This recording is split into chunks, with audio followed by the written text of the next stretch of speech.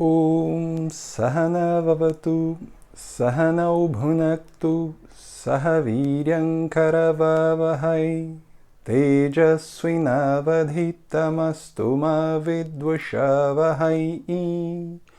Om Shanti Shanti Shanti. Bom, nós chegamos hoje num momento extremamente importante da Upanishad, a gente poderia dizer o momento culminante da Upanishad, porque é nesse mantra que aparece a Mahavakya desta Upanishad. E a gente precisa entender o que é Mahavakya, embora eu já tenha falado aqui nos vídeos anteriores algumas vezes, vale a pena a gente, elucidar o que é a Mahavakya. A Mahavakya é uma grande afirmação feita numa sentença na forma de uma equação.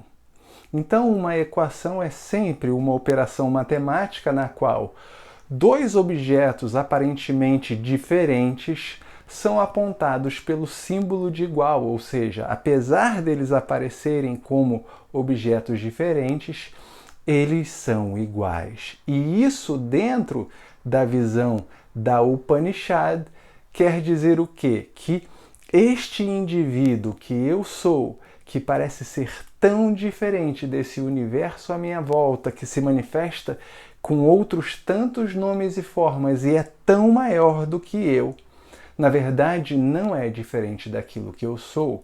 E também que este livre de limitação, este que é pleno, esta felicidade que eu tanto busco, na verdade não é diferente daquilo que eu já sou agora.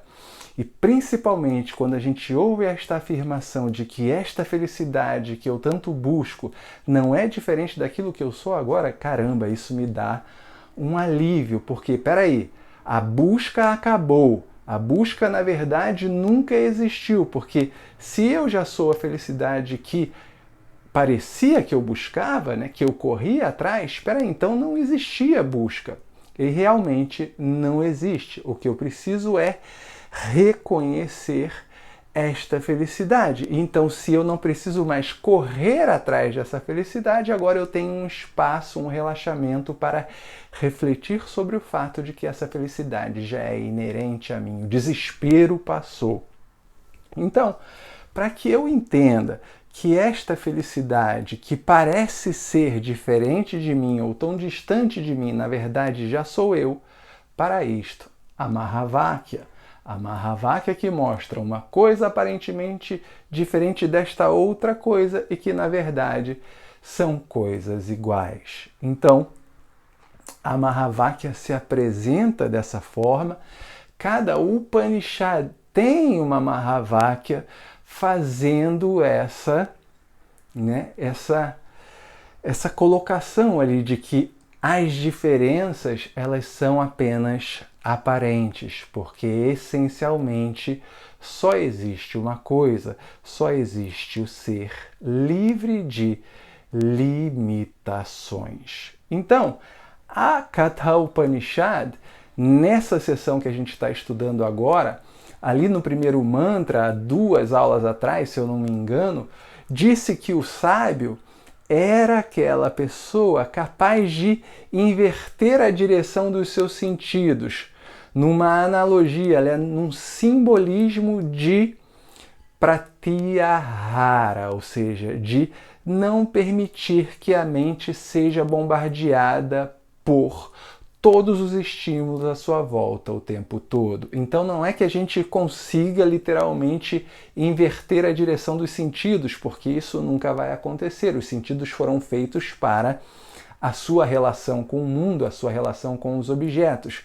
Mas ali, na Katha Upanishad, o Senhor da Morte usa esse simbolismo, que é: eu trago os meus sentidos para dentro, na intenção de não me deixar distrair o tempo todo com os objetos à minha volta. E ali no segundo mantra, dentro dessa sessão, o Senhor da Morte continua dizendo o quê?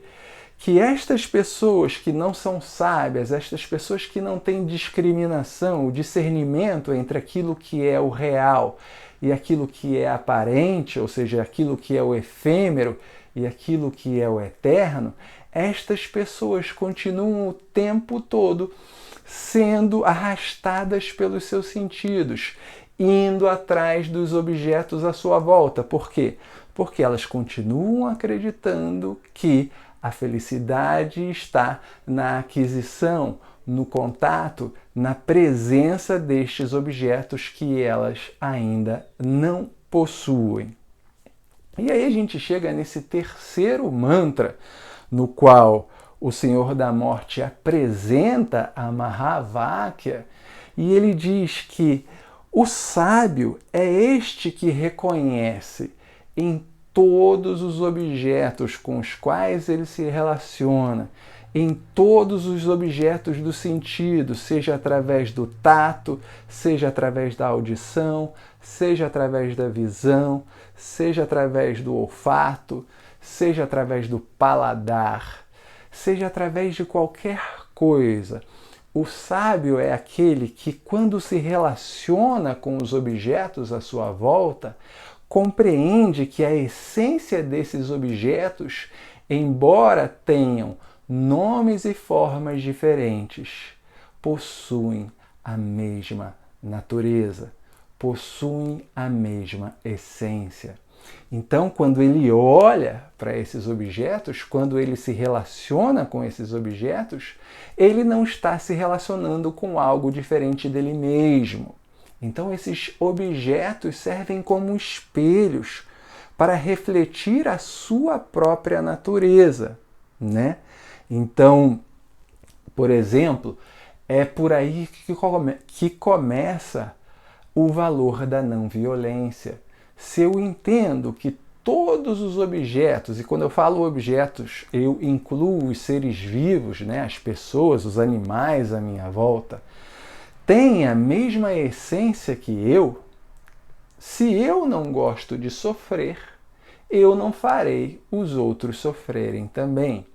E mais, para o sábio, ainda existe um entendimento mais sutil, que é o entendimento de que o eu é livre de sofrimento. Portanto, quem sofre não sou eu. Quem sofre é o ego. O ego é quem sofre. O ego é que se sente ameaçado, frustrado, violentado. O ego, quando é tocado dessas formas, sim, ele sofre. Mas o eu, ele é livre. E o eu não é o ego. Então, é também importante sabermos separar uma coisa da outra, né? O ego, que está sujeito à dualidade, que está sujeito aos altos e baixos, e o eu, que é livre de limitação. Então, a Mahavakya que aparece nesse mantra é uma frase muito simples. Etad vai tat. Então, etad, isto. Isto o quê? Isto que é percebido através dos meus sentidos, estes objetos que estão à minha volta, com os quais eu me relaciono o tempo inteiro, vai tatã. Vai significa de fato. É de fato. É de fato o quê? Tatã, que é aquilo. Então, isto, né, estes objetos com os quais eu estou me relacionando o tempo inteiro, de fato são aquilo. E aquilo aqui é o livre de limitação, é o ser, é o Atma, é Brahman. Então, tudo aquilo que existe no universo, nas suas mais diferentes formas e nomes, de fato são a manifestação de uma coisa só, a manifestação do ser. Então é necessário entender esta unidade. É isto que a Upanishad tem como função: ensinar para a gente que nomes e formas são simplesmente aparentes, e correr atrás desses nomes e formas o tempo inteiro é perda de tempo, porque a gente vai continuar se relacionando sempre com esses nomes e formas. Alguns a gente conquistará, alguns estarão próximos da gente e outros nem sempre ou nunca. Portanto, eu não preciso buscar nesses objetos. Eu não preciso deixar de me relacionar. Essa é uma outra diferença. Você não precisa deixar de se relacionar com o mundo. Você não precisa deixar de se relacionar com os objetos. Mas você precisa deixar esta crença de que os objetos são os responsáveis pela sua felicidade e que os objetos são diferentes daquilo que você é. Os objetos simplesmente refletem esta mesma essência, esta mesma natureza, que é a sua natureza individual. Mais sutil do que este indivíduo aqui que eu sou, existe uma base, existe um substrato, existe uma essência, que é o livre de limitação. Então, este livre de limitação, que tudo permeia, está presente em todos os nomes e formas. Então, estes nomes e formas que existem no universo, de fato, é aquilo que deve ser conhecido. O livre de limitação, que não é diferente de quem você é. E ali no mantra seguinte, só para concluir essa ideia, o Senhor da Morte diz: o sábio é este que se dá conta de que o ser permeia todos os nomes e formas e que permeia também todos os estados da mente. Seja acordado, seja dormindo, o ser é aquele que testemunha o estado acordado, e testemunha o estado dormindo, e testemunha o estado de sonho. Então, o sábio é aquele que realiza que o ser é esta realidade imutável. E tudo aquilo que é conquistado ou perdido nestes estados da mente não são razão para sofrer. Então, o sábio é aquele que, através do entendimento do livre de limitação, é livre do sofrimento.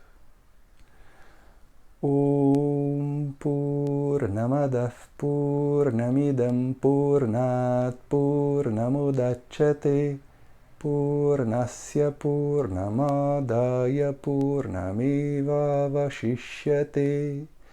Om Shanti Shanti Shanti.